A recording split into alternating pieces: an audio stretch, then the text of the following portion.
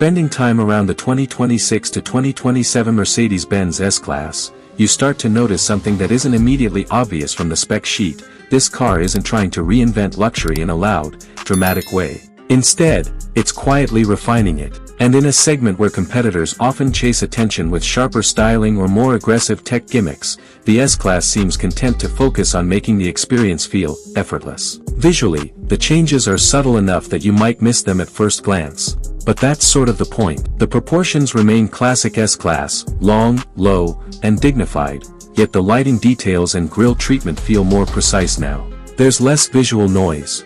The car looks calmer, more resolved, almost architectural in its presence.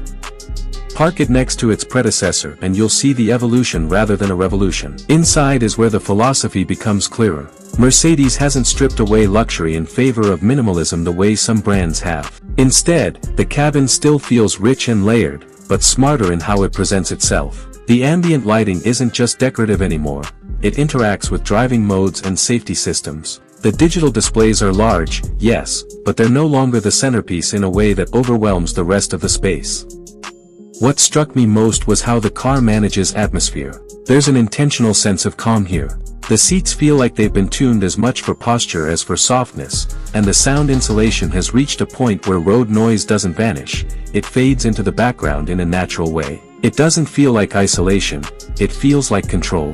On the move, the S-Class still prioritizes composure over excitement, but there's more underlying confidence now. The updated hybrid-assisted powertrains deliver smooth, progressive acceleration that feels almost electric in its delivery. It's not about speed in the dramatic sense.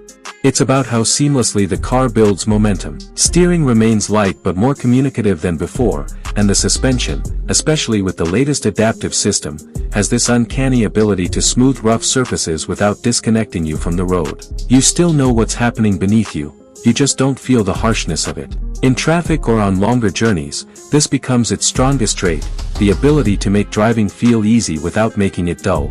The S-Class doesn't encourage spirited driving, but it doesn't punish it either. It simply remains composed, whether you're navigating tight city streets or settling into a long motorway cruise. If there's a weak point, it's the growing complexity of its digital ecosystem. The infotainment system is incredibly capable, but there are moments when it feels like it expects you to adapt to it, rather than the other way around. Certain comfort features and adjustments are buried behind layers of menus that could have been simplified.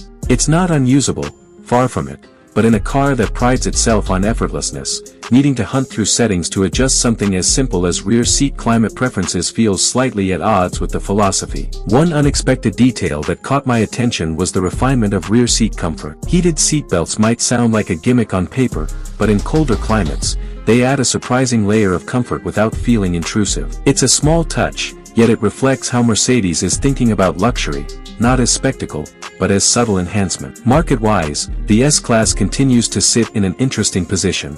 It's no longer the only benchmark for luxury sedans. Rivals have caught up in areas like technology and even ride quality. But what the S-Class still offers is a sense of cohesion. Some competitors feel like collections of impressive features.